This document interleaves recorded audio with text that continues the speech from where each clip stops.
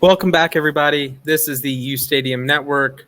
We're here with the newest member of the U Stadium family. That's Glenn. He's now a Panthers mega fan, if you will. He's going to be posting exclusive content on the app. This isn't exclusive content, but you know what it is? Banger content. He and I had the idea. We're going to go through every team, all 32 of them, and pick one guy per team that we think, one new addition to that team. So not Patrick Mahomes, not Aaron Rodgers. One new player for every team that we think is going to be a difference maker on this team, whether it's offense, whether it's defense, whether it's a guy signed in free agency, a guy acquired through trade, or, one of the 259 picks in the draft. I took the AFC. Glenn took the NFC. So let's get it popping. It's funny. We're going to go from the best team in the NFL to the worst team in the NFL, the Houston Texans, assuming Deshaun Watson's not there. So that's why my key addition is Tyrod Taylor. And hear me out. This is I think this is going to run counter to the norm.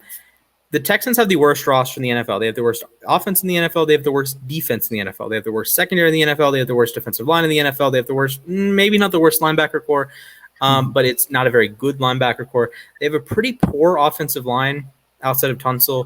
Their wide receivers are actually passable. The running backs would all be like free agents in Madden. They're all like 76 overalls. Like they're okay. They do whatever. And then Tyrod Taylor is your starting quarterback right now. But David Culley, this is really Tyrod Taylor and David Culley. David Culley was the passing game coordinator in Baltimore. Mm-hmm. I hope in however long he spent in Baltimore, I hope he figured out that Greg Roman's offense works. It may not win you a Super Bowl, but it works. It produces yards. It made the Bills into a competent team. It made the 49ers into a team that darn near won the Super Bowl. And it made the Ravens into this unstoppable force that scored. Did you know the Ravens have the most points scored over the last two seasons? That doesn't surprise me. 999 on the nose. Wow. Couldn't make it even 1,000, could you? Yeah, stupid Tucker missing extra points. Imagine that. Yeah. With that said, if I've learned anything from the NFL being a copycat league, it's that it's a copycat league. And if Houston can implement some of the things the Ravens do with Lamar Jackson, of course, you have Tyrod Taylor, not Lamar Jackson. It's not going to be as effective. But you can, if you try to do a Baltimore light, I think you're going to, I don't want to say win games, but you're going to screw over bettors. You're going to cover a lot more games than you think you're going to. You'll cover, and that's about it. Yeah, you're going to cover. It's like the Joe Burrow effect in Cincinnati. I think Houston's going to lose 15 games, but I think Tyrod gives them enough that they're going to play a bunch of games within 10, and that it's weird that Tyrod Taylor is not a good quarterback. I know that. He's not a good quarterback, but he gives you something. He gives you something that you can do well. You have Phillip Lindsay, David Johnson, Mark Ingram. It's like the Tampa running backs. None of them are great, but you have three competent running backs, even though Mark Ingram is old.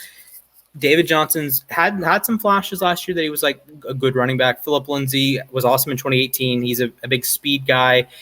And if you run some read option, get some RPOs in there, get some inverted veer, get some 45% of Lamar Jackson, I think you're going to have some games that Houston's not getting massacred. They're going to get Tennessee. They have no chance. Like Tennessee is going to beat them 52-0.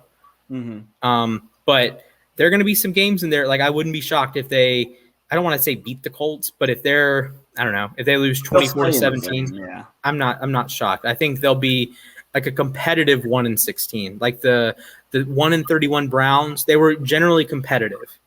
There have been worse. Right, yeah, absolutely. I got to say that Tyrod Taylor has probably had the most unfair shakes of any player in recent NFL memory because the guy is not a terrible quarterback. I don't care what people say. The guy won Buffalo 10 games, got them to the playoffs. They kicked him to the curb for Josh Allen. The guy went to the Chargers, prominently gets hurt and leads to Justin Herbert winning Offensive Rookie of the Year. Now he goes to Houston, which is a team that is probably going to lose 15 games, like you mentioned, barring what happens with Deshaun Watson. I hate this. I hate the chances that this guy has got in the NFL just consistently. It's just so unfair. Mm-hmm. He is a Super Bowl champion, though. Yeah, Houston is just such a boring team to me, though. We're sitting here talking about them, and I'm just bored. They're just bad. They didn't have a pick until the third round. They're not even. Go ahead. If I didn't pick Tyrod Taylor, who am I picking? Do I want to pick Mark Ingram? No. Do I want to pick Phillip Lindsay? No. Nico Collins, the guy I don't know why they traded up for him, if I remember correctly. Why are you trading up for Nico Collins? You're not a wide receiver away. Yeah. Davis Mills was your first pick. I like Davis Mills more than the average Bear, but come on now. Yeah, I don't know, man. Although that's funny that he went to Stanford, so he's not a Bear. He's a tree. He's a cardinal. Yeah. I mean, they're not even an exciting bad like Cleveland was a few years ago. I mean, Cleveland has some talent. Cleveland has no first round picks. Yeah, it's just crazy to me how quickly Houston has fallen. They went from being up 24 up nothing. Yeah, 24 nothing on. As soon as they got up 24-0 against Kansas City in that game, it was the beginning of the end. The whole city of Houston went down the drain. That's when the Rockets started falling off a cliff. The Astros had the whole cheating scandal that came to light. Yeah, Houston traded. The Rockets traded Harden. They lost Chris Paul, and they fell apart. Now they're one of the worst teams of basketball. So yeah. I mean, just in general, Houston's just a boring team, and there's just nothing about. Houston's got another 5 or 6 years before they're relevant again, in my opinion. Deshaun Watson, if he plays, they're going to win some games. Think of Tyrod as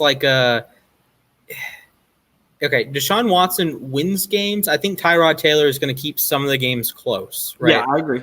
So say the Texans win 8 games with Deshaun Watson. That might be overambitious, but let's say they win 8 games with Watson.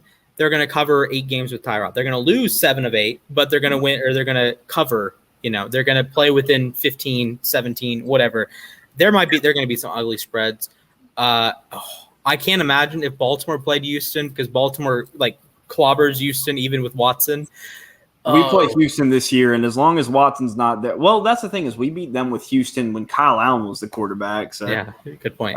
That was one of the stupidest games because that was a playoff Houston team. That was a weird stretch for Carolina with Kyle Allen, man. When they won 3 or 4 games in a row, and they beat Houston and Arizona. And then didn't you get curb stomped by San Francisco immediately after? Yeah.